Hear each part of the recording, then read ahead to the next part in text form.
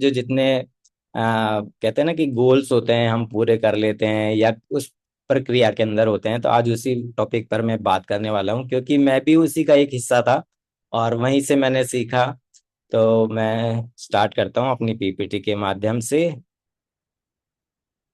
A just a minute, थोड़ी सी technical problem आ जाती है इस वाले में। चलिए, जब तक मैं वैसे ही बात करता हूँ। आ,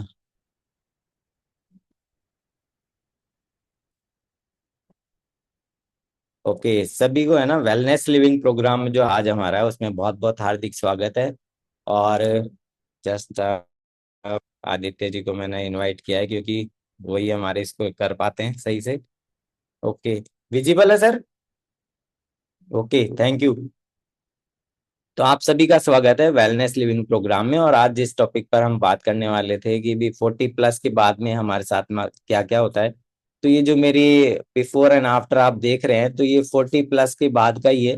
और इसमें आप देख सकते हो कि मैं कितना स्मार्ट लग रहा था, कितना समझदार लग रहा था। लेकिन मैं अपने आप को एमबीए तो मानता था, लेकिन क्या क्या चीजें हो रही थी वो सबको चेहरे से दिख रहा होगा। वजन बढ़ चुका था और बहुत सारी बॉडी में इश्यूज हो गए थे, क्योंकि हम लोग जो इर्द गिर्द देखते ना कि हाँ यार, इस उम्र के अंदर तो ये बीमारियां तो होती है। तो वैसे ही मेरे साथ में था और मैं मेरी सोच भी वैसी थी। और मैं दवाइयों का इंटेक कर रहा था यहाँ पे बहुत सारी। और फिर भी खुश नहीं था अंदरूनी तौर पे। हम बाहर दिखावा बहुत अच्छा करते हैं कि हम कि साहब बहुत सेटल्ड हैं, हम अच्छी लाइफ स्टाइल एंजॉय कर रहे हैं, हमारे पास बहुत सब कुछ है राम जी का दिया हुआ। लेकिन फिर भी अंदर के जो एक दिल का कोना होता है ना, उसमें बोले यार कोई मजा नहीं आ रहा। उस मजे के लिए है ना बस कुछ ना कुछ सर्च कर रहे थे। और देन सर्च करते करते कि कहते हैं ना कि आप जिस चीज को ज्यादा खोजते हो तो वो आपको मिलती तो है, लेकिन आपको समझना होता है कि हाँ ये मेरे लिए है या नहीं है। तो मेरे साथ भी ऐसा ही हुआ कि जो मैं खोज रहा था तो वही मेरे पास आए, लेकिन मैंने उनको समझा नहीं और मैंने उनको मना कर दिया। देन जब मैं यहाँ समझा, ममता जी ने उसको बोला कि नहीं नहीं, हमको करना है, उनको करवाना ही है आपको। तो जब फिर हमने डिसीजन लिया और फिर करना स्टार्ट किया। और देन जैसे जैसे करना स्टार्ट किया तो अमेजिंग परिवर्तन आया। और जो 3 दिन का रिजल्ट था ना मेरा, बहुत ही जबरदस्त था। क्योंकि मैं बहुत ज्यादा एसिडिक हो चुका था और मुझे ये सोचता था कि मेरे अगर ये कम हो जाए ना तो मैं थोड़ा ना एनर्जेटिक हो जाऊं। और जैसे ही मेरे को वो 3 दिन में जो एसिड में जो मेरे रिलीफ मिला, वो मैं बयान नहीं कर सकता। और फिर तभी मैंने अपने आप से कमिटमेंट किया कि अगर ये सही हो जाएगा ना तो मैं इसको जिंदगी भर नहीं छोड़ूंगा। और वही जो मेरा कमिटमेंट था कि मैं इसको जिंदगी भर नहीं छोड़ूंगा। क्योंकि मैंने अपने आप को रीसेट किया, क्योंकि मैं सोचता था कि काश ऐसी जो कोई चीज मिल जाए, जैसे हम मोबाइल को रीसेट कर देते हैं तो ये हमारी बॉडी भी रीसेट हो जाए। और तो मैंने अपनी बॉडी को रीसेट किया। और जैसे रीसेट का जो बटन यहाँ से दबा, उससे मैंने अपना 25 kg फैट लॉस किया। साथ में मुझे जो आधा दर्जन के करीब इश्यूज थे बॉडी के अंदर, वो सारे रिमूव हुए धीरे धीरे। और बहुत एनर्जेटिक रहने लगा, खुश रहने लगा। जो पहले आप चेहरा देखते थे और अब आज जो चेहरा देख रहे हो उसमें मैं बहुत खुश रहने लगा। देन ममता जी ने मेरा साथ दिया, तो इन्होंने भी अपना 10 किलो वजन कम किया। इनके भी बहुत सारे इश्यूज थे बॉडी में जो महिलाओं के होते हैं, तो वो भी इन्होंने अपनी बॉडी से रिमूव की और ये भी खुश रहने लगी। तो हम सोचते थे ना कि भी पैसा है, लेकिन सब कुछ, वो जो अंदर एक दिल में शांति होनी चाहिए वो नहीं थी। लेकिन आज सब कुछ है, खुश भी रहते हैं और मस्त भी रहते हैं, प्रसन्न भी रहते हैं, जबरदस्त भी रहते हैं और लोगों को सिखाते भी हैं। और जो मैंने यहाँ सीखा था वही मैं लोगों को सिखाने की कोशिश करता हूँ। जो मैंने अपने आप की बॉडी पे जो मैंने महसूस किए थे, जो मेरा दिल कहता था कि ऐसा हो जाए, और जब मैंने इस प्रक्रिया के दौरान सीखा वही मैं आज डिलीवर करने वाला हूँ। तो हम जो आज का जो टॉपिक है कि 40 पार के बाद जो वजन जो बढ़ जाता है और उस वजन से ही हमें बहुत सारी बीमारियां होती है। तो वही जो आज मैं आपको बताने वाला हूँ कि क्योंकि ये जो उम्र होती है ना, इसमें इतनी जिम्मेदारियां आ जाती है अपने आप पे। और वो जिम्मेदारियों में हम खुद का रख रखाव, जो हम मुझे क्या करना चाहिए वो नहीं है, उसके प्रति लापरवाही बढ़ जाती है और हम सब कुछ छोड़ देते हैं, हम सारा फोकस उसी पे कर देते हैं।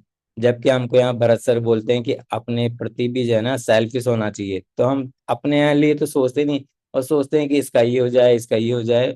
और वही जो है ना कि भी इसका है उसका ये कर दे वो कर दे, उसी में आप अपने आप को भूल जाते हैं और बीमार होने लग जाते हैं, हमारी बॉडी में इश्यूज हो जाते हैं। दूसरा कारण क्या होता है कि जो हमारी एक रूटीन लाइफ जो होती है ना, हम उसी में इतने जीने लग जाते हैं कि हम अपने आप को कुछ समय ही नहीं दे पाते हैं। और अनुशासनहीन जीवन शैली जो है ना अपनाने लग जाते हैं। कुछ भी आया, खा लिया, पी लिया, कुछ भी कर लिया, जैसे सो रहे हैं वैसे सो रहे हैं, जैसे उठ रहे हैं वैसे उठ रहे हैं। कोई मतलब नहीं कि अब तो हम तो खुद ही बड़े हैं। तो ये जो है, जैसी उम्र बढ़ती है तो अपने आप को अगर मेंटेन नहीं रख पाते हैं तो वजन तो बढ़ेगा ही। और हमको यहाँ बताते भी कि जैसे जैसे आपका वजन बढ़ता है तो वैसे वैसे आपकी बॉडी में इतनी बीमारियां होती कि 100 प्लस की, तो हम सोचते ही नहीं कि 100 प्लस भी कोई बीमारियां होती है क्या, लेकिन वो होती हैं। और बीमारियां हम सोचते हैं कि साहब कोई बड़ी बीमारी होती है ना, वही बीमारी होती है। जबकि एनर्जी लॉस होना, समय से नहीं उठना, समय से नहीं खाना, कॉन्स्टिपेशन रहना, और सिर में हल्का दर्द रहना, हाथ पैरों में दर्द रहना, वो सारे जो सिम्टम्स आ रहे हैं ना वो बीमारियां ही हैं। तो इसलिए जो बढ़ता हुआ वजन है वही हमारी जो है ना सेहत के लिए खतरा बन जाता है। और ये खतरा ना बने उसी के लिए आज ये मैं टॉपिक लेने वाला था। ओके। तो ऐसा क्यों हो रहा होता है? तो इसमें अधिकतर जो है ना, मैं जैसे हमारे यहाँ घर में भी मैं तो अपने आप से सीखता था कि भी ममता जी हैं तो वो भी अपने आप ही जो है ना क्या क्या मेरे को बोलती रहती थी, और हम बहुत ही हूँ। मैं कई बार तो उनसे मजाक भी करता था। तो उसके अंदर एक उनका एक किस्सा है कि हम पहले दोनों बाइक पे चलते थे, तो वो जरा सा भी जैसे कोई रैंप आ गया या कोई जरा सा हल्का सा भी गड्ढा आ गया तो उसके अंदर वो मेरे को ना पीछे से पीठ पे मुक्का मारती थी कि धीरे नहीं चला सकते हो क्या बाइक? तो मैंने कहा भी धीरे ही तो चल रहे हैं। बोले मेरे दर्द होता है पेट में। तो भाई पेट में क्यों दर्द होता है? तो मैं उनसे ही मजाक करता था कि क्या पता भी आदित्य जी बोले सिजेरियन से हुए थे। तो मैंने कहा डॉक्टर पे ना मैं केस करूंगा। वो क्या है कि ऑपरेशन किया ना तो वो अपने अंदर कैंची भूल गया तो वो तुम्हारा चुभती है। तो वो बोलते कि तुम तो बस फालतू बात करते हो। तो ये जो महिलाओं में जो आदत होती है ना कि वो किस वजह से, तो हमें भी नहीं मालूम था। तो अधिकांश जो महिलाएं हैं वो एक उम्र के बाद वजन बढ़ने की परेशानियों का सामना तो करती हैं, और ये फैक्ट भी है और रियल भी है। लेकिन उन बढ़ते हुए वजन को जो है ना ध्यान नहीं रखती कि भी वो क्या सोचती कि मैं तो सुंदर दिख रही हूँ, बहुत फिट दिख रही हूँ, और ये है वो है। तो बोला कि अब चेहरे पे ना ग्लो आ रहा है, कारण कि भी हमारा जब मोटापा बढ़ता है ना तो स्किन जो है ना वो खिंचती है, और स्किन का जो सबक्यूटेनियस फैट जो है वो भी बढ़ता है, तो उससे भी हमारे स्किन में ना ही ऐसे लगती कि साहब बहुत तरावट आ रही है, लेकिन वो बीमारी का वजन होता है। तो उसमें जो हम सामना करते हैं कि जैसे वजन बढ़ता है तो उसमें सबसे पहले आता है कि भी आपके हाथ पैरों में दर्द होने लग जाता है, जोड़ों की समस्या होने लग जाती है। थोड़ा आगे बढ़ते हैं तो डायबिटीज हो जाती है, या और कुछ नहीं तो थायराइड हो जाता है। दिल की बीमारियां होने लग जाती है, इम्यूनिटी पावर कम हो जाती है, सांस फूलने लग जाती है। बोले साहब पहले तो बहुत काम कर लेती थी या करता था तो कुछ भी नहीं होता था, लेकिन अब थोड़ी सीढ़ियां भी चढ़ते हैं, कहीं दौड़ते भी हैं तो साहब सांस भरने लग जाता है, या कुछ कहीं पे भी गए तो सिर दर्द होने लग गया। तो ये जितने भी सिम्टम्स हैं ये सारे वजन से जुड़े हुए होते हैं, और जैसे जैसे वजन बढ़ता है तो ये हम इसको फील तो करते हैं लेकिन उसको ना वजन को मानते ही नहीं है। ये इसकी वजह से भी हो सकते हैं। ओके। तो हम इसलिए अब सबसे फिर दूसरी बात ये आती है कि अगर कोई बोलता है भी ना कि यार अपने आप को थोड़ा सा ना ध्यान दो और थोड़ा से, तो हम सबसे पहले क्या बोलते हैं?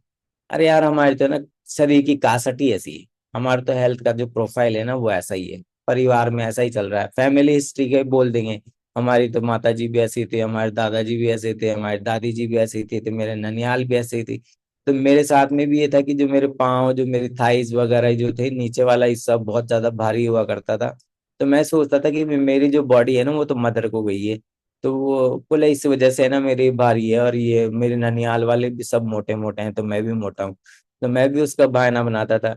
साथ में जो हेल्थ प्रोफाइल लेके पहले ऐसा था फिर बिगड़ता है, फिर इर्द गिर्द जो देखते हैं कि साहब बीपी की दवाई ये भी ले रहे हैं, ये दवाई शुगर की ये भी ले रहे हैं। तो बोले ये तो एक जीवन का पार्ट है, तो उस पार्ट को मानते हुए हम सभी है ना अपना हेल्थ प्रोफाइल वैसा ही बना लेते हैं।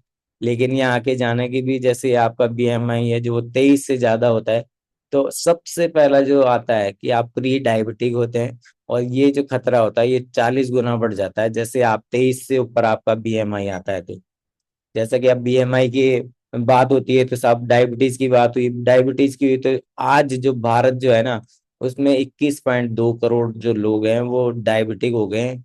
और ये जो है ये 21.2 करोड़ लोग, ये 2024 का आंकड़ा है। और 2030 तक जो है ना बढ़कर 64.3 करोड़ होने वाले हैं। और ये इतना जबरदस्त है क्योंकि दुनिया के अंदर कैपिटल बनने जा रही है भारत। कि भी राजधानी हो जाएगी इसमें डायबिटीज के अंदर भी। तो ऐसी जीवन शैली किस काम की जिसे वो हमारी बीमारियों में बढ़ाना है। इसलिए हमारी जो गवर्नमेंट है, हमारे जो वो भी कह रहे हैं कि भी अपने स्वास्थ्य पे ध्यान दें, और वो तरह तरह के कानून भी लेके आ रहे हैं, तरह तरह की जानकारियां भी दे रहे हैं कि आप सबसे पहले अपने स्वास्थ्य का ध्यान रखें। और इसके अंदर सबसे ज्यादा जो पीड़ित लोग हैं ना, वो 30 से 50 साल के लोग हैं। और वो फिर भी ध्यान नहीं देते हैं, क्योंकि अब जैसे यहाँ पे मैं बात कर रहा था कि भी 40 पार के ही क्यों ध्यान आता है, इससे पहले वाले क्यों नहीं ध्यान देते हैं। क्योंकि आज आप सिनेरियो देख रहे होंगे आपके इर्द गिर्द कि भी अगर वो कुछ है ना, शादी भी हो रही है या कोई बच्चे पढ़ने भी जा रहे हैं तो उनके भी अटैक आ रहे हैं।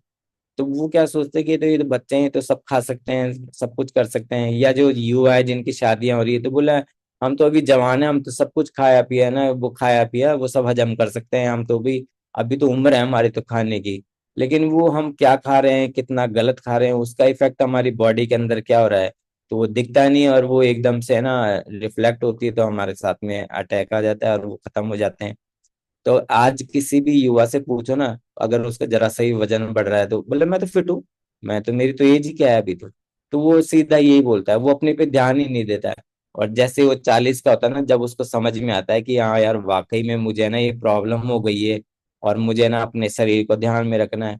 अब जैसे मैं अभी आपको ध्यान दे रहा हूँ कि भी कि मेरे पास में एक व्यक्ति आया है, कल की बात है, और उनके इतनी जबरदस्त डायबिटीज, और बोले चाहते तो हैं कि मैं सही हो जाऊं, लेकिन वो अपने आप को इतना एमबीए मानते हैं कि भाई नहीं, पहले मेरी मेरी है ना इस पे रिसर्च करो, और बोले जो आप ये देते हो ना इसका जो है ना मुझे पूरा वो बताओ कि इसमें क्या है, क्योंकि मेरी बॉडी में है ना कुछ भी जाता है ना तो गड़बड़ हो जाता है, तो मैं नहीं चाहता कि मेरी बॉडी बॉडी के अंदर है ना वो जाए और वो गड़बड़ करे।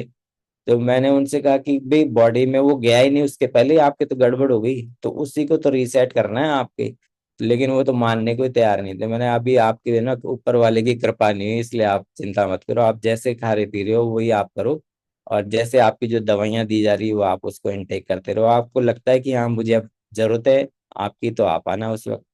तो आपका जो वजन है वो बढ़ता है, और आपकी जो हेल्थ प्रोफाइल है उसके आधार पर अगर आप देखें तो हमारे को हार्ट प्रॉब्लम होती है, और हाई ब्लड प्रेशर होता है। जैसे ही हाई ब्लड प्रेशर होगा तो आपकी किडनी पे, आपकी अन्य अंग है जो उन पे भी है ना इसका प्रभाव पड़ने लग जाता है। ऐसे ही आपको जो है ना नींद की बीमारियां होने लग जाती है, कि सो रहे हो और सोते सोते एकदम से है ना सांस आना बंद हो गई, और एकदम झटके से उठते हैं कि और क्या हुआ, एकदम जैसे ही लगा कि किसी ने गला घोट दिया। तो ऐसा होता ही नहीं, जबकि तो ये स्लिप एपनिया की जो बीमारी है ये भी बहुत खतरनाक होती है। ऐसे ही आपको रुकना जो है खर्राटे आते हैं, नींद में सांस रुक गई, खर्राटे आते हैं। मुझे बहुत ज्यादा खर्राटे आते थे, और इतने जबरदस्त आते थे कि यदि मैं हॉल में सो जाऊं तो पूरे पोर्शन में गूंजती थी आवाजें, और वो भी आवाजें भी तरह तरह की। तो हमारे ममता जी भी है ना मेरी नाक बंद कर देती थी कि ये पता नहीं क्या है, खुद सोते हैं ना दूसरे को सोने देते हैं। तो हम दोनों में यही कंपटीशन होता था कि ये मुझे बोलते हैं खर्राटे मुझे आते हैं, जबकि मैं कई बार जैसे रात को नींद नहीं आती तो मैं देखता ये खुद खर्राटे ले रहे होते थे, और मानने को दोनों तैयार नहीं। तो दोनों वीडियो बनाते थे कि देखो मैं अब तुम्हारी वीडियो बना, फिर हम सुबह उसको दिखाते, हम दोनों दोनों बच्चों के साथ में, बोले देखो तुम्हारी मम्मी खर्राटे लेती है और मुझे बदनाम करती है। वो बोले आप लेते हो, और हम कहते हैं आप लेते हो। तो ऐसी जो है ना नींद का जो बार बार टूटना, ये इतने फ्रिक्वेंटली होती थी कि जैसे मैं ड्यूटी से जाकर आता था पहले, मॉर्निंग शिफ्ट में जाता था, तो जैसे 2:30 बजे घर पे आए तो ये कुंडी नहीं लगाते थे, और मैं बिल्कुल धीरे धीरे अंदर एंटर होता था कि सोचता था कि भी आराम कर रही होगी। लेकिन वो उस खुटके के अंदर जो है ना जरा सी भी अगर मेरी बेल्ट की आवाज भी हो जाती थी, क्योंकि जब यूनिफॉर्म चेंज करके दूसरी ड्रेस पहन रहे होते, तो उसके अंदर भी बोले आ गए बस, मेरी नींद को ना तोड़ दी तुमने, अब मैं सोऊंगी नहीं, मेरे सिर दर्द हो जाएगा। तो ये ऐसी जीवन जो चल रहा था ना ये बड़ा टिपिकल था। ऐसी जॉइंट्स प्रॉब्लम, और जॉइंट्स की प्रॉब्लम जो हो जाती है ना, तो ये मान लो कि बस आदमी तो खत्म ही हो जाता है। उठने बैठने में कहीं चढ़ने में इतना परेशान होता है जॉइंट्स की, क्योंकि सारे बदन में जितने जॉइंट्स है ना हमारे, वो सारे अकड़ने लग जाते हैं, और जकड़न ऐसी होती है कि बस यूं सोचते हैं पता नहीं क्या हो गई, कि इसमें तो ग्रिप ही खत्म हो गई। तो ये जो जॉइंट्स की प्रॉब्लम है ये भी हमारे वजन को जो बढ़ती है, और जो हमारा खाना पीना उससे सारा गड़बड़ होता है। ऐसे मेंटल हेल्थ जो है ना, वो इतनी जबरदस्त खराब हो जाती है कि इंसान जो है ना डिप्रेशन में चला जाता है। कि हम सोचते हैं ना कि दवाई लेंगे तो सब कुछ सही हो जाएंगे, लेकिन दवाई कहाँ तक काम करेगी? जहाँ हमारे छोटी मोटी जैसे कुछ भी हो गया उसमें काम करेगी। लेकिन रोजाना वही जीवन के अंदर रूटीन अगर शामिल रहेगा कि साहब सुबह उठते ही ये दवाई लेनी है, नाश्ते के पहले ये लेनी है, फिर खाने के पहले ये लेनी है, फिर बाद में ये लेनी है, शाम को सोने से पहले ये लेनी है, तो वो जो रूटीन फॉलो करते हैं और वो उसमें जब चूक हो जाती है, तब फिर वो नहीं होते ना, तो आदमी देखते हैं यार ये तो अपना तो जीवन इसी के पे चल रहा है। तो मेरे साथ भी ऐसा ही था, तो मैं सोचता कि अरे यार ये तो मर गया, अब तो डिप्रेशन में, बोले अब तो अपन जाने वाले हैं, अब तो खत्म होने वाले हैं। और मैं बच्चों से यही बोलता था कि सब अब ये अपना अपना संभालो और कहीं लग जाओ नौकरी, और अपना करके, और अपना कब टिकट कट जाए, कब सोते हुए मिले तुम्हें कोई पता नहीं है, इसलिए अपना देख लो, मेरे ना ज्यादा पीछे मत पड़ो।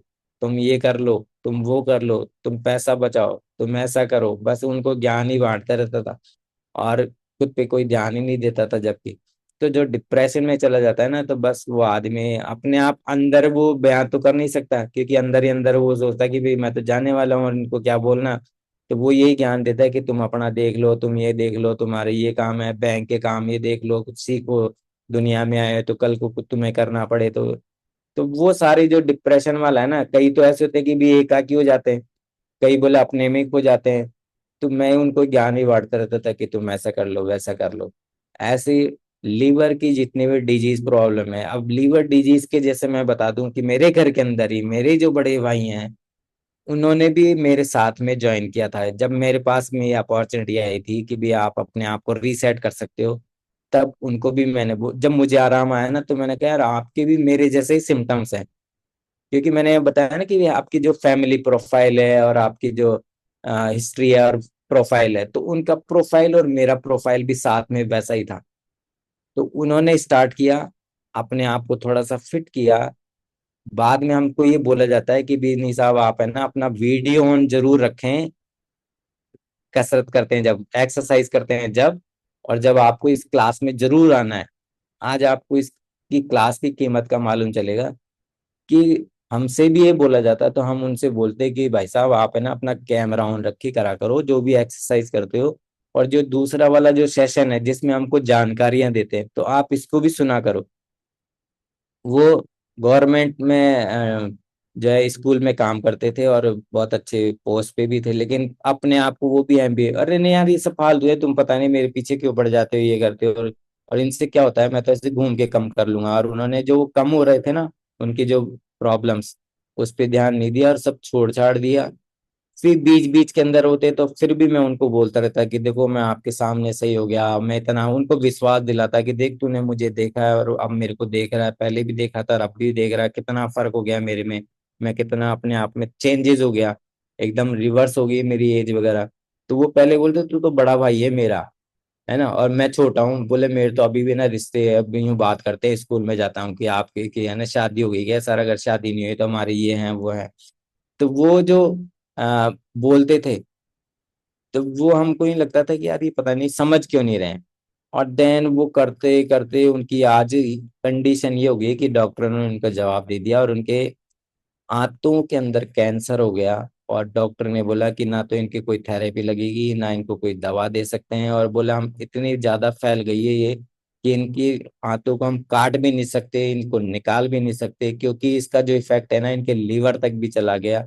और अब जो उनकी जो है ना, मुझे कहना नहीं चाहिए लेकिन मुझे कहते हुए भी इसमें झिझक नहीं है, क्योंकि मुझे बहुत से लोगों के जो ये दिखती है ना कंडीशन, तो अपने आप यूं मान लो कि मैं गुस्सा भी प्रकट कर रहा हूँ कि उन्होंने नहीं सुनी ना। तो आज ये है कि उनके जो बोलते हैं ना कि बोलना नहीं चाहिए लेकिन मैं बोल रहा हूँ फिर भी, भगवान मुझे माफ करे, कि तिल अपन यूं बोलते हैं ना, ये तिल तिल करके मरेगा, कि इसकी तो ऐसी मौत हुई कि तिल तिल करके। तो बोला कि मौत भी नहीं आ रही और उसकी क्या क्या प्रॉब्लम्स होती हैं आप खुद देखना कभी, कि बहुत बुरी मौत होती है, वो वैसे हो रही है उनकी यहाँ कंडीशन, अब बिल्कुल हड्डी हो गए, कुछ खा रहे पी रहे नहीं, कुछ नहीं। तो मतलब अपने शरीर का अगर आप ध्यान नहीं रख रहे हो, यदि आपको कोई कह रहा है, तो उस पर विश्वास करो कि भगवान ही आपको कह रहे हैं वो, और उसको मान लो कि भाई मुझे करना है।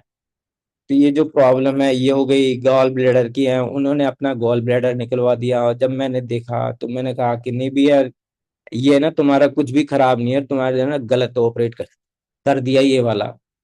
मुझे ना रोना भी आने लग गया। और वो उसको निकालने के बाद इतनी प्रॉब्लम बढ़ गई। तो ये ना कभी भी ऐसा नहीं करें। और जो भी आपको कोई बताते हैं कि आप अपने पे ध्यान दो, वजन को कंट्रोल करो, और आपके साथ में जितने भी हेल्थ इश्यूज हैं उनको कैसे क्योर कर सकते हैं, ये कम्युनिटी इतनी जबरदस्त है कि मैं इसका ना जो ऋण होता है ना एक तरह से, तो वो उतारने की कोशिश करता हूँ। वो ऋण कैसे उतरता है, जब हम आगे जो लोगों को बताते हैं। तो ये जो है एज ए रिप्रोडक्टिव इश्यूज होते हैं महिलाओं में, कि किसी के बच्चे नहीं हो रहे हैं क्योंकि, और वो बहुत टाइम से ना दवाइयां भी ले रहे हैं, कुछ इलाज भी करा रहे हैं। जैसे मेरे जो भांजे की वाइफ थी, उनके भी बहुत नहीं हो रहे थे। तो फिर हमने उन पे भी कोशिश करी, वो उन्होंने खूब इलाज करा लिया। फिर हमने कहा कि हमें भी समय दो आप एक बार, और आपको लगता है कि भी हम भी फेल हो गए, तब आप कुछ भी कर सकते हो। तो उन्होंने जितने करने होते हैं ना इलाज, वो सब कुछ करा लिए। और जैसे ही उन्होंने यहाँ ज्वाइन किया, और उन्होंने मुश्किल से उनके 6 महीने भी नहीं हुए होंगे, और उनके ना बच्चा हो गया, मतलब पेट में आ गया, और अब वो बड़ा भी हो गया। और अब अक्टूबर में उसका हम बर्थडे मनाने वाले हैं। ऐसे ही मेटाबॉलिक सिंड्रोम्स हो जाते हैं कि हम सोचते हैं कि यार ये क्या हो गया, ये हम कुछ भी खा रहे हैं तो कुछ नहीं है। तो लेकिन ये जो भी अगर चीज हो रही है ना, तो ये वजन से होती है आपके, और वजन से बहुत सारी है। रेस्पिरेटरी प्रॉब्लम्स हो जाती हैं। रेस्पिरेटरी इसके अंदर ये है कि आपको सांस वाली जो है फेफड़ों की बीमारियां होने लग जाती है। और हम ध्यान हमेशा खांसी की धमक चलती रहेगी। तो ये जो धमक चल रही होती है, ये भी आपको इंडिकेट कर रही होती है कि आपके शरीर में ना कुछ कमी है और गड़बड़ चल रही है। कैंसर हो जाते हैं, जिसमें महिलाओं के तो ब्रेस्ट कैंसर है। अब जैसे कोलन का कैंसर हमारे भाई साहब के और इनके हो गया, हाथों का। तो किडनी का कैंसर भी होता है, लीवर का। तो ये जो सारी चीजें हैं, ये सारी वजन से जुड़ी हुई हैं और हमारी हेल्थ के प्रोफाइल से जुड़ी हुई हैं। तो इस पे ध्यान देवें। अब बात आती है कि साहब वजन को कैसे नियंत्रित करें। हम तो है ना भूखे रह के भी कर लेंगे, हम तो ये भी कर लेंगे, लेकिन इसमें कोई ज्यादा रॉकेट साइंस नहीं है। सबसे बड़ी है कि आपका अपना जो खान पीन है उसको सुधार लें। और दूसरा ये कि आज के जमाने में, क्योंकि ये जो मीठे से दूरी जो है ना, ये मीठे से दूरी मैंने भी करी। मैं बहुत जबरदस्त लवर था। और जरूरी नहीं कि हर इंसान ही मीठा खाता है, उसकी कोई भी अगर क्रेविंग्स आती है। जैसे हमारे यहाँ संजय सर ने भी एक बार क्लास ली थी पिछले हफ्ते ही, तो उन्होंने बताई थी कि क्रेविंग्स आती है ना, तो हमारे कौन कौन से हार्मोन्स है ना जो अप डाउन होते हैं, और कौन सा रेजिस्टेंस हो जाता है।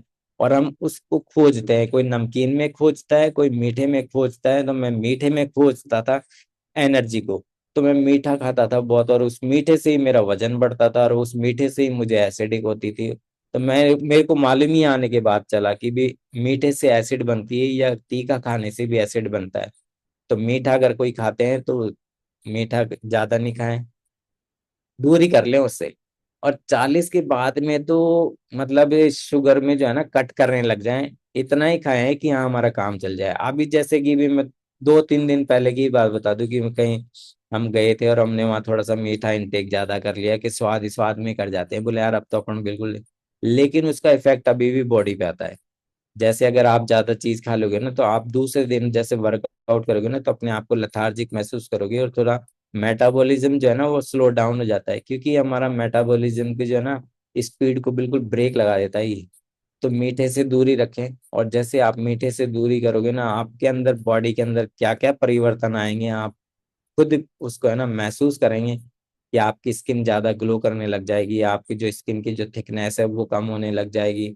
आप अंदर से एनर्जेटिक हो जाओगे, थकान कम रहने लग जाएगी। आपका जो कुछ खाओगे ना तो प्रसन्न होकर खाओगे, खुश होकर खाओगे।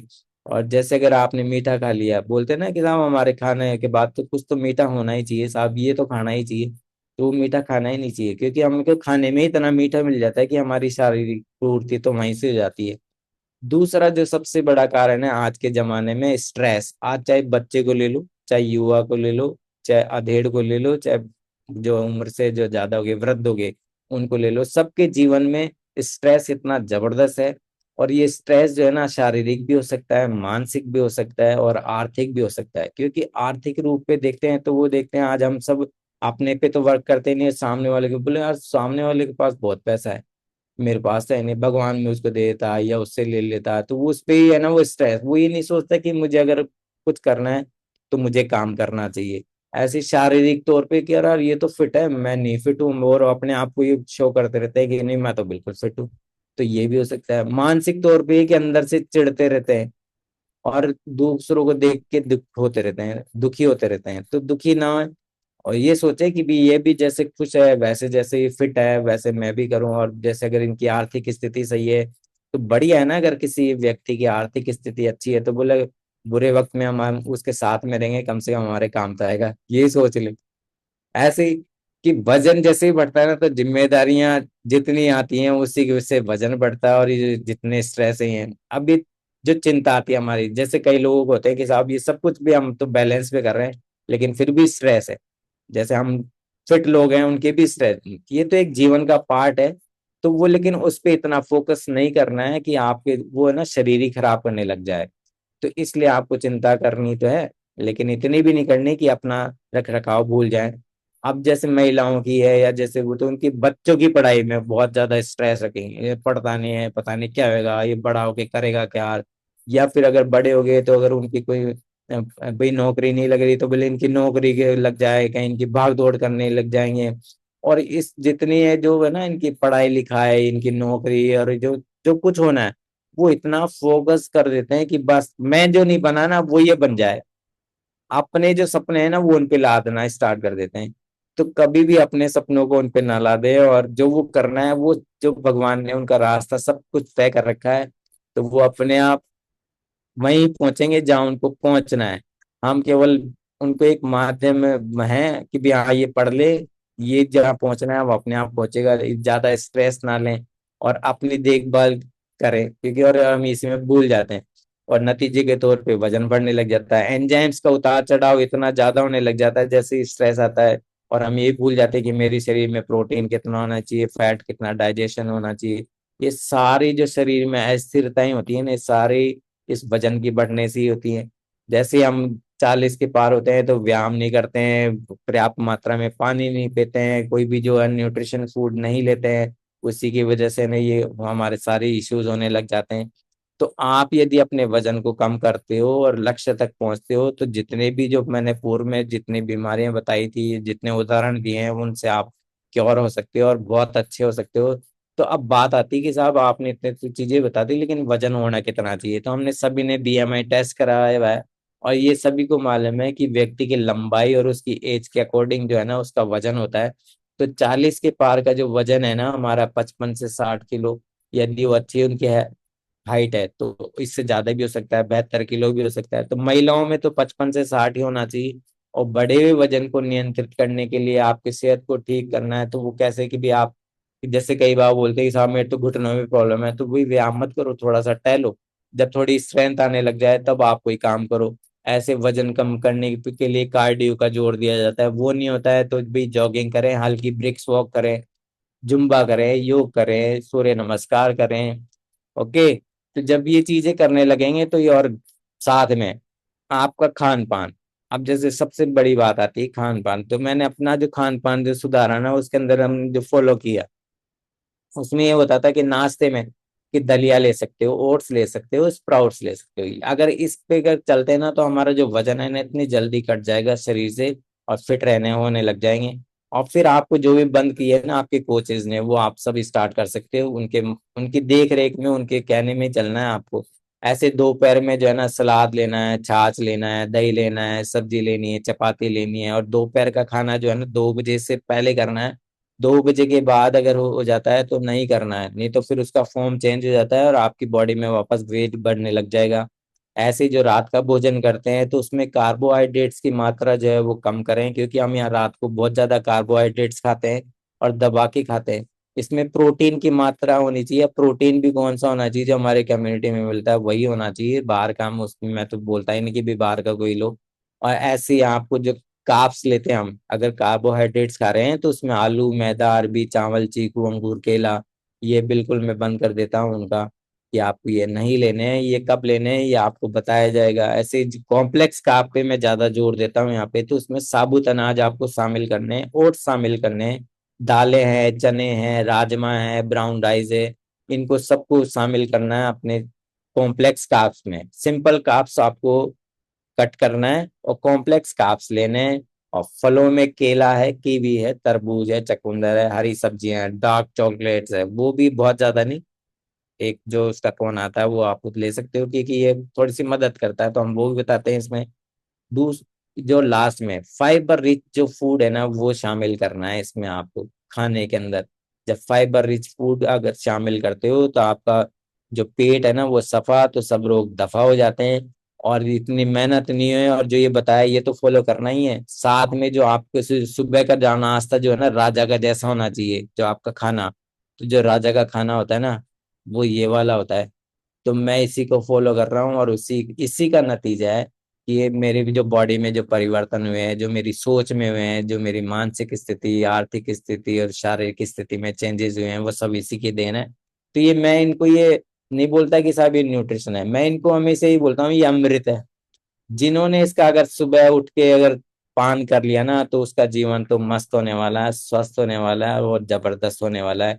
तो आप अपने अगर ज्यादा मेहनत नहीं कर पाओ, तो सबसे बढ़िया है आप एक्टिव फाइबर कॉम्प्लेक्स शामिल करो, मल्टीविटामिन लो और अपने कैल्शियम लो, और हमारा जो शेक है वो लो। बस दैट्स ऑल, और कुछ भी नहीं करना ज्यादा मेहनत। तो और थैंक यू, आपने सभी ने ध्यान से सुना मुझे, और जो मैंने यहाँ पे बताई, वो जो मेरे परिवार की स्थिति बताई, आप उसको देख के सुन के उसको फॉलो करेंगे तो बहुत अच्छा लगेगा। तो thank you, over to you Keshav sir. Wow, amazing amazing, thank you so much Mohan sir, जबरदस्त क्लैपिंग्स। लोग एमबीए एमबीए का वो मतलब उनका मतलब था मुझे बहुत आता है। मैं भी ये समझता था मुझे बहुत आता। पंजाबी हूँ, सुबह परांठे मक्खन लच्छी लस्सी और अनहेल्दी खाना। तो ये बिल्कुल सही बात कह रहे हैं। अगर पहले पता लगता तो मैं ज़्यादा समय इस लाइफ को और एंजॉय करता। मैं ये सभी को राय देता हूँ अपनी तरफ से कि अगर आपकी उम्र मेरे से कम है तो आप मेरे से ज़्यादा टाइम एंजॉय कर सकते हो। इसलिए जब भी मौका मिले हाथों हाथ शुरू कर दें अपने कोच को फॉलो करना, क्योंकि कोच का पर्पस बहुत क्लियर होता है, मदद करना। लोगों को समझ में नहीं आती, वो प्रोफेशनल समझ लेते हैं हमें। और मुझे नहीं लगता केशव जी आप बहुत बेहतरीन पोस्ट पे हैं, बहुत अच्छी जॉब है आपकी। मेरा अपना बिजनेस है, मगर ये काम हम शौक से कर रहे हैं, मजा आता है। बिल्कुल सर, पहले पता होता तो बहुत अच्छा रिजल्ट और रहता मेरा। Thank you so much sir. आपका भी अपना एक विशेष महत्व अनुभव रखते हैं आप, और वही हम सीखने की कोशिश कर रहे हैं। इस कड़ी में हम आगे चलते हैं। यहाँ पर मुझे नजर आ रहे हैं। Okay okay okay. Vinay Chandra ji है। विनय चंद्र जी, आप ये बताएं, क्या आप 40 क्रॉस कर गए हैं या महसूस करते हैं 40 cross? Sir good morning. Good morning. Sir 40 नहीं सर, 50 क्रॉस करके 60 पहुंचने वाला हूँ। 60 पहुंचने वाले हैं, तो मेरा एक डायरेक्ट सवाल ये है कि अभी आप कैसा महसूस कर रहे हैं, वो तो हम सुनते ही रहते हैं। लेकिन आप ये बताएं, 40 की उम्र तक जब आपको सेहत का नहीं पता था, या आप उसको क्रॉस करके लगभग 60 के करीब आ गए हैं, तब ऐसे कौन सी चीजें आप आज मिस करते हैं? जैसे होता है ना कि यार, वो प्लॉट मैं उस समय खरीद लेता तो आज उसके भाव इतने हो जाते, इतने हो गए, है ना? तो ऐसे ही क्या आपको भी महसूस होता है कि यार ये कम्युनिटी मुझे तब मिल जाती तो आज मैं ऐसा महसूस नहीं करता? सर मैं तो ये सोचता हूँ कि शायद ये कमिटी मुझे 40 की एज में मिल गई होती तो मैं एक और अच्छी लाइफ एंजॉय कर सकता था। लेकिन मुझे काफी समय बाद मिली। लेकिन फिर भी मैं खुश हूँ कि जब ऊपर वाले ने दिया, उस समय पर दिया जब मेरी स्थिति बहुत ज्यादा खराब हो चुकी थी, मेरी बहुत सेहत खराब हो चुकी थी। तो ये ऊपर वाले ने बिल्कुल सही समय पे बोला, नहीं अब तुमको अभी एंजॉय करना है, अच्छी लाइफ जीना है। तो सही समय पे मुझे दिया। आज लगभग मुझे 7 साल होने जा रहे हैं इस कम्युनिटी में आए, और मैं बहुत अच्छी लाइफ एंजॉय कर रहा हूँ। ये तो महसूस हो रहा है कि अगर ये मुझे पहले मिल गई होती तो मेरी लाइफ कुछ और होती। लेकिन मिली, अभी भी मिली, इससे भी मैं एंजॉय कर रहा हूँ। तो तो कम्युनिटी। अभी आप विनय जी ये बताएं कि आज आपको जब भी ये कम्युनिटी मिली, क्योंकि अभी मोहन सर ने भी अपने स्पीच में ये कहा था कि एक व्यक्ति को उन्होंने बोला अभी आपका समय नहीं आया, भगवान की कृपा नहीं हुई है, तो आप पे जब भी हुई, तो आप उसको अभी आप क्या महसूस करते हैं आज की एज में? आज की एज में मैं ये महसूस कर रहा हूँ कि मुझे 40 से 45 साल की एनर्जी महसूस हो रही है, और मेरी बॉडी भी तेज में काम कर रही है। और सबसे अच्छी बात यह है कि जब मैं फिट हो रहा हूँ, तो जैसा भी सर बता रहे थे कि फैमिली अपने आप फिट हो रही है, तो मुझे देख करके मेरी फैमिली फिट हो रही है। और जो मेरे से जुड़े हुए हैं उनका भी मैं हेल्प कर रहा हूँ, तो कई लोग तो मुझे देख करके प्रभावित हो रहे हैं। कि मैं आज से 7 साल पहले क्या था, अब आज मैं क्या हूँ। तो कुछ लोग तो मुझे देख करके आ रहे हैं, जी। तो लोगों का हेल्प करने में मुझे मजा आ रहा है। Okay, thank you sir, thank you so much Vinay ji, आपसे बात करके बहुत अच्छा लगा और आपका रिजल्ट हमारी स्क्रीन पर भी नजर आ रहा है। और इसी कड़ी में हम बहुत शॉर्ट शॉर्ट में बात करेंगे, ज्यादा अनुभव से सीखने की कोशिश करेंगे। हमारे बीच में संजय सर है। संजय सर, आपके 40 के दौर में जब आपको ये कम्युनिटी नहीं मिली थी, तो क्या क्या खोया आपने, क्या महसूस करते हैं जीवन में, ये चीज छूट गई, अगर मेरी सेहत अच्छी होती तो? Thank you sir. सबसे पहले तो मैं ऊपर वाले का धन्यवाद करता हूँ और मेरे कोचेज का धन्यवाद करता हूँ जो मुझे इस कम्युनिटी में मतलब लेके आए। मैं भाग्यशाली हूँ, और अगर मैं यहाँ नहीं होता तो मेरे फोटो के माला जरूर टंगी होती। क्योंकि मैं जब 43 की एज में था तब मैं इस कम्युनिटी में लाया गया था, और मैं तो बहुत विद्वान था। मतलब अभी जैसे एमबीए की बात कर रहे थे ना, मुझे बहुत आता है, मुझे बहुत नहीं, मैं तो विद्वान समझता था अपने आप को। कि बोले क्या है यार, अब कोई तकलीफ हो गई, किसी को एसिडिटी हो रही है, किसी को गैस बन रही है, किसी के पैर दर्द कर रहे हैं, एनर्जी लेवल डाउन है, तो ये खा लो, ये कर लो, वो कर लो। मतलब मैं लोगों को सलाह देता था, लेकिन मेरी खुद की कंडीशन ये थी कि मेरी सेहत लगातार गिरती जा रही थी। और मैं ये बैठ के सोचता था कई बार, यार बच्चे छोटे हैं और अब क्या होगा। और अब तो मुझे लगता है यार, दोबारा से मौका मिलेगा ना जीवन का, तो फिर हम नए सिरे से इस तरीके से स्टार्ट करेंगे कि कभी जो है ऐसी कंडीशन में पहुंचेंगे ही नहीं। लेकिन जो इंसान बोलते हैं ना कि कई बार आप जिन चीजों को सोचते हैं, आकर्षित करते हैं, तो ऊपर वाला भी मदद करता है।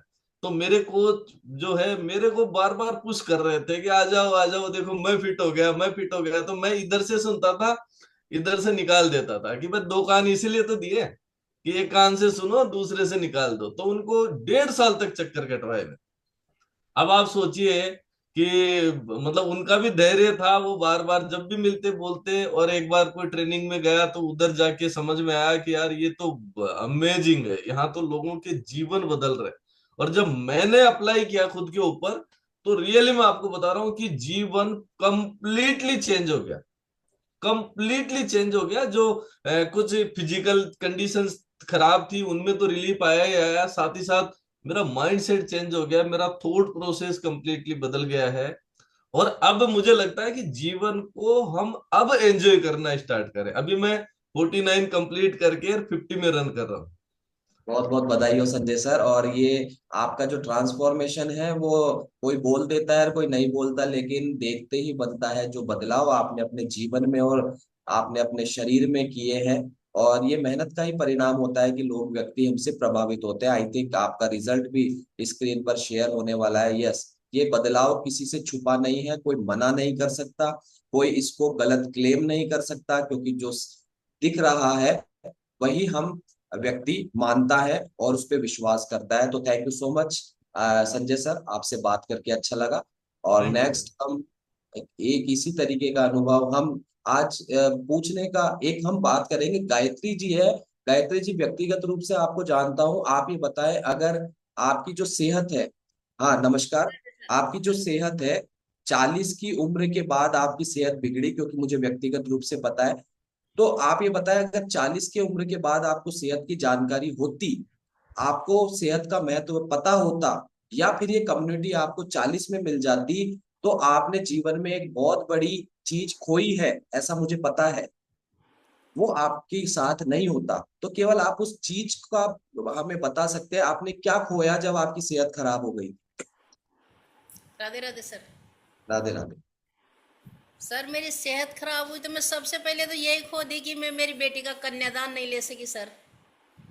मेरे से उठा बैठा नहीं जाता था सर, घुटने के दर्द के कारण। तो मैं कन्यादान में नहीं बैठ सकी, मैं दूसरे को बिठाई थी कि आप ले लो कन्यादान। और सर मेरी तो जिंदगी ही खराब हो चुकी थी।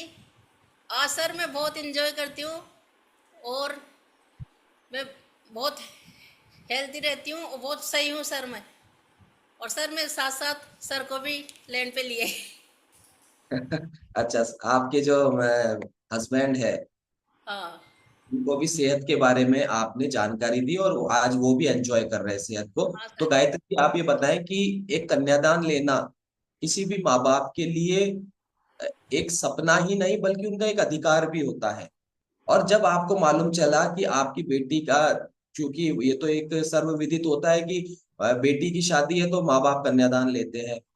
आपका लिए वो पल कैसा था जब आप चाहते हुए भी आप कन्यादान के लिए, इच्छा तो है लेकिन आप सक्षम नहीं थे, वो पल जब आप किसी को कह रहे थे कि मेरी जगह आप ले लो, क्या महसूस कर रहे थे आप उस? सर वो बहुत दौरान निकला था सर वो पल मेरा, कह नहीं सकती मैं, क्या बताऊं आपको, मजबूरी हो गई थी मेरी।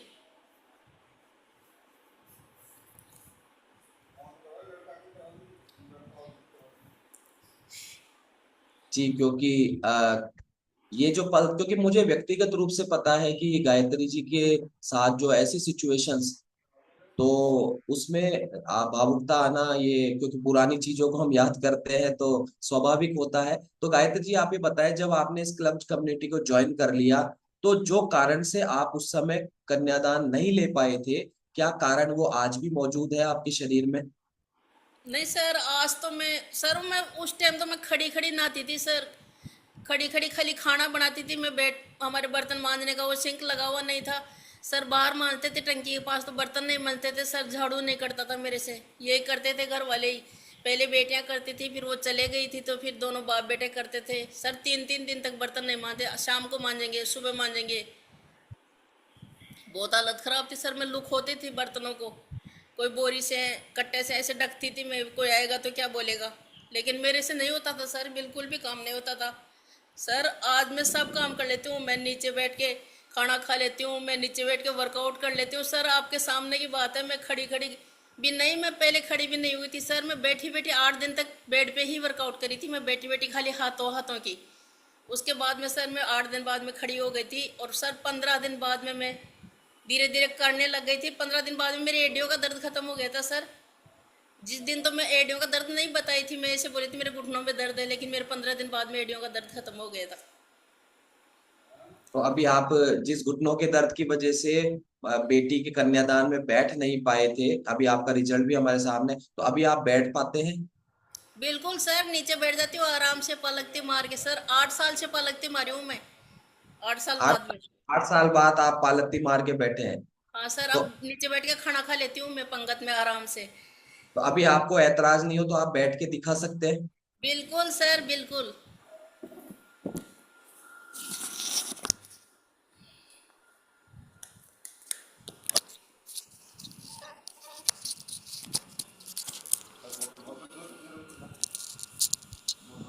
हाँ,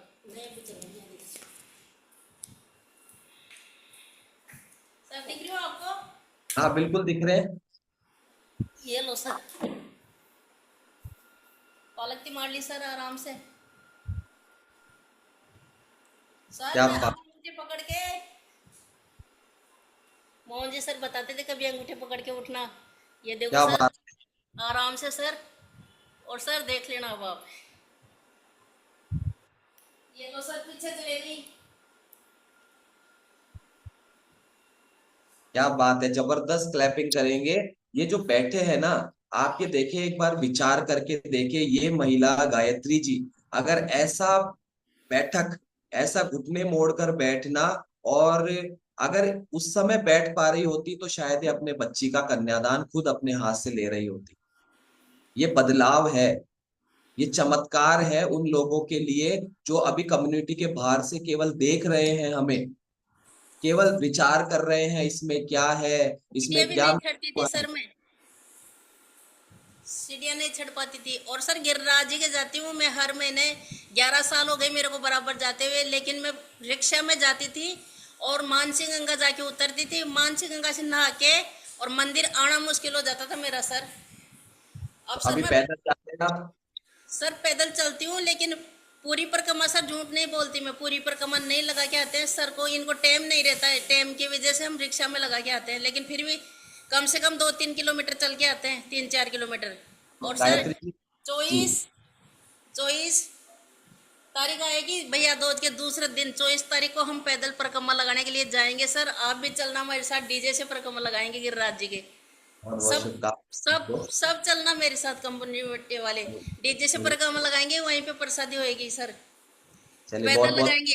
डीजे से लगाएंगे तो पैदल लगाएंगे, नाचेंगे, झूमेंगे, गाएंगे, वहां पे आराम से एंजॉय करेंगे सर। उत्साह है, ये उत्साह है। एक व्यक्ति स्वस्थ हो जाता है तो उसकी आवाज कैसी होती है, और एक व्यक्ति बीमार रहता है तो उसकी आवाज कैसी होती है, ये गायत्री जी बता रहे। गायत्री जी, चलते चलते एक बात बताइए, कितने किलो वजन कम किया है आपने?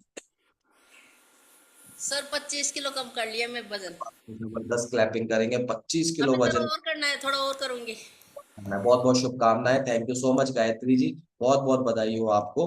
क्योंकि ये जो बाहर से लोग पूछ रहे हैं ना, देख रहे हैं, ये आप क्या देते हो, इसमें क्या डला हुआ है, इसमें क्या मिला हुआ है, अलाना फलाना, ऐसे हो जाएगा वैसे हो जाएगा, ये लोग बातें करते हुए अपनी जिंदगी निकाल देंगे। और जिन लोगों ने डिसीजन कर लिया इस क्लब में आने का, इनकी जिंदगी, गायत्री जी की जिंदगी बदल सकती है तो हम किसी की भी बदल सकती है। और समय लगभग हो चुका है, लेकिन आखिर में हम दो लोगों से बात करेंगे। जिनको जल्दी है वो जा सकते हैं, जिनको जल्दी है वो जा सकते हैं, क्योंकि क्लब का समय ओवर हो चुका है। हम आपको बाउंड नहीं करेंगे, लेकिन अगर दो लोगों को और सुनना है तो आप स्टे रख सकते हैं अपने आप साथ में। तो हम यहाँ पर, हमारे senior wellness coach Bhairav Singh ji भी है, जो भी अपने एक उम्र में है। और आप कैसा महसूस करते हैं जब आपको एक कम्युनिटी मिली, और आपने क्या खोया, ऐसी कोई चीज खोई आपकी खराब सेहत की वजह से? जी sir. Thank you Keshav ji, thank you very much, thank you. और बहुत ही अच्छा सेशन आज लिया है जो 40 के पार। और डेफिनेटली, कि पहले हमें भी नहीं पता था कि इस तरह का कुछ कम्युनिटी होती है, ऐसा कोई खाना होता है। अपने अपने काम में लगे रहे थे। तो 44 की एज में मेरे को डायबिटीज आ गई थी, और उसके बाद में लगातार दवाइयाँ चल रही थी। तो जब मैं कम्युनिटी को ज्वाइन किया तो उसके बाद मैं थैंक यू करता हूँ अपने कोच को, भरत सिंह जी को, जिन्होंने ये बताया। और मैं जब आया तो पहले अपनी सेहत को ही ठीक किया, अपना 16 किलो वजन कम किया। घर में वाइफ का वजन बहुत ज़्यादा था तो उनका 25 किलो कम किया।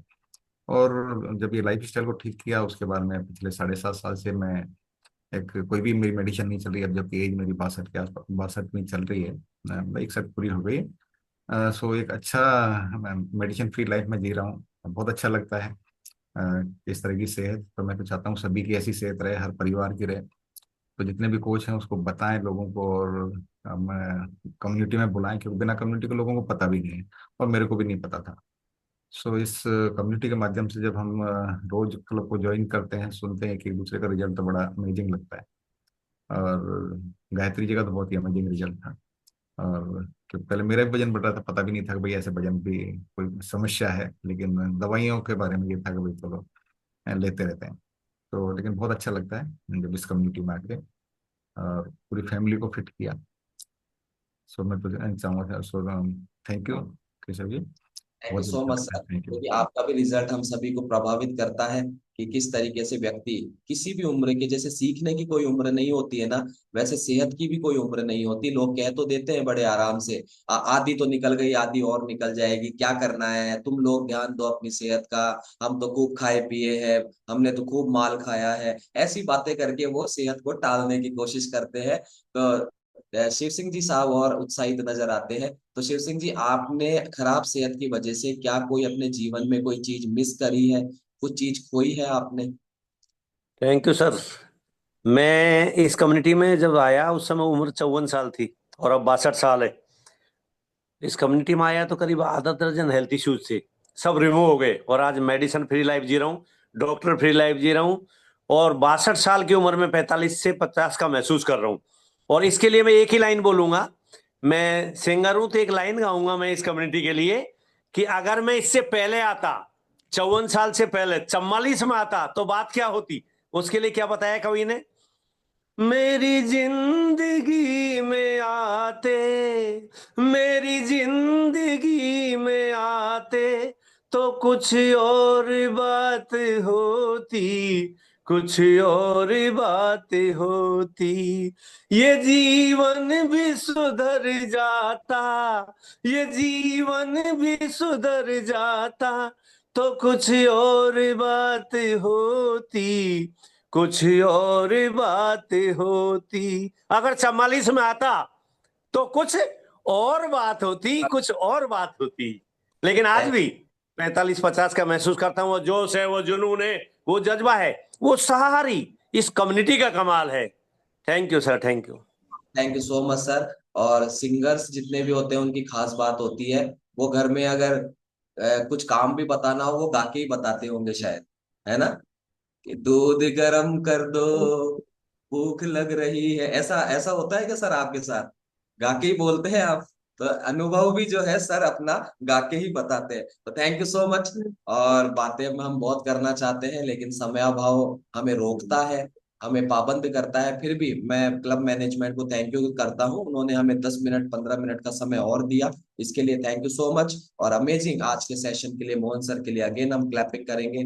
Thank you so much. आप सभी जीवन भर स्वस्थ रहे, व्यस्त रहे, मस्त रहे, ऐसी शुभकामनाओं के साथ हम इस सेशन को ओवर करते हैं। और टाटा बाय बाय करना ना भूलें, अपने दोनों हाथों से टाटा बाय बाय जरूर करें। कल तक